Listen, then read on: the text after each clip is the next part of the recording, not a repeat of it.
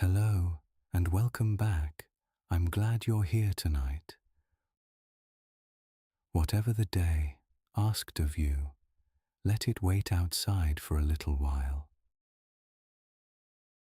There is a place not far from here.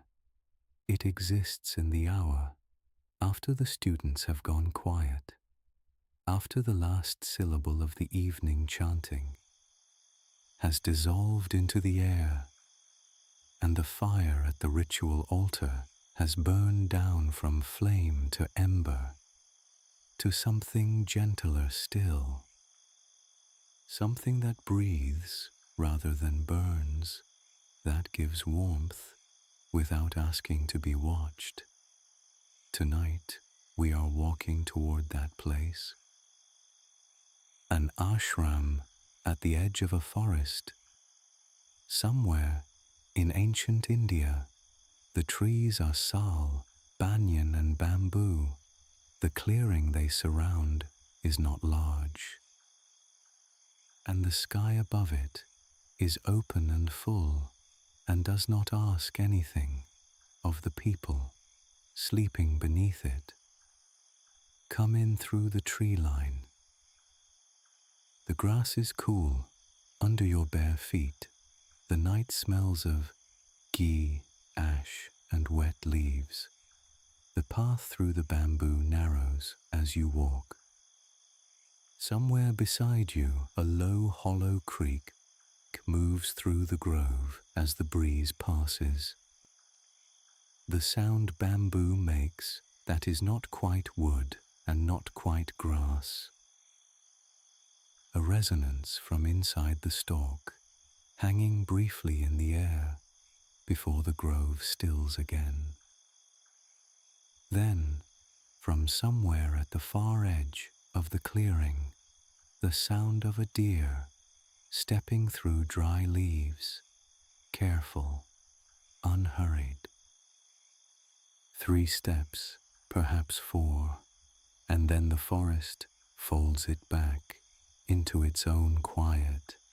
You did not see it, only heard it. That was enough. The clearing opens ahead of you. At its center, the fire altar holds, the last of the evening's ritual fire, not burning now, but breathing.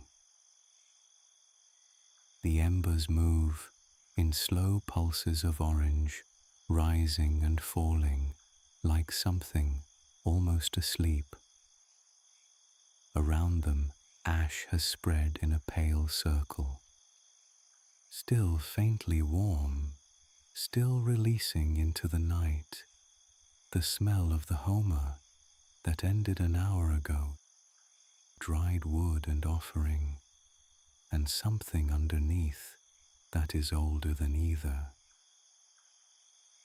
Incense drifts from somewhere across the field, sweet, earthy, slightly smoky, and alongside it, something that has been there all evening, but is stronger now.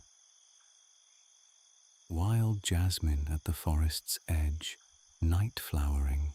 You cannot see it, but if you breathe slowly enough, it is there, just at the edge of everything else, asking nothing. The huts at the clearing's edge are dark, walls of river clay, smoothed by hand, roofs of thick thatch. At the doorway of the nearest hut, a tulsi plant grows in a cracked clay pot, its small leaves releasing into the passing air. Something green and slightly sharp. Beside it, a wooden water pot sits on the ground, its smooth lip worn pale by years of hands. Inside, a student is asleep on a grass mat. He is 17. He fell asleep almost before he meant to. The way it happens when the body finally runs out of ways to stay awake. The palm leaf manuscript he was reading when the lamp went out is still beside him, its dried edge just touching his hand. His cotton garment has loosened at the shoulder. His hair, washed at the stream before the evening meal, has cooled against the mat. The grass rustles barely as he turns in sleep, then stillness. Outside, the moon has moved high enough to fall directly into the clearing, not filtered through leaves, directly in, settling on the altar ash, making it glow with something that is not the warmth of fire, but its cooler memory, silver and quiet. The way things look when the heat has left them, but the shape of what they were remains. At the eastern edge, beneath the peepal tree, a cow is sleeping. She came this afternoon and stayed. The bell at her neck shifted once as she settled. A cowbell moved once, then slept, and since then her breathing has been so long and slow. It seems to demonstrate something the students are still working toward. Near the main hut, an older student sits on a flat stone. He has been at the ashram for 6 years. He is holding a clay cup, warm boiled milk, raw sugar, dried ginger, the drink that closes each evening. He finished the milk some time ago. But he is still holding the cup, for the warmth of it against his palms. He is looking at a portion of sky framed between 2 tree trunks. A scatter of stars, so numerous they seem less like individual lights and more like a quality. The dark itself possesses. The stars appeared between the branches like oil lamps placed very far away. He turns the empty cup slowly in his hands. He is in no hurry to go inside. Closer to the altar, the guru sits beside the small fire. He keeps through every night, cross-legged, back straight. A string of rudraksha beads moving through his fingers, one bead at a time. His eyes are closed. His breath moves in and out, like something that has been doing this for a very long time and has made its peace with the rhythm of it. The guru's voice was low enough to belong to the forest. Someone once said of him, it was true, the beads move through his fingers, the fire gives its low, patient light. Below the clearing, the river runs.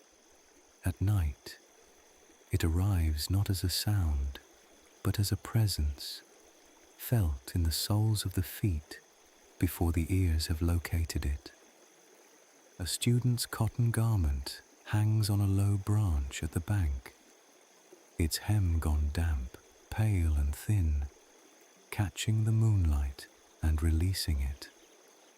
Without holding on, the river goes on, without needing anything from the night but the dark to move through.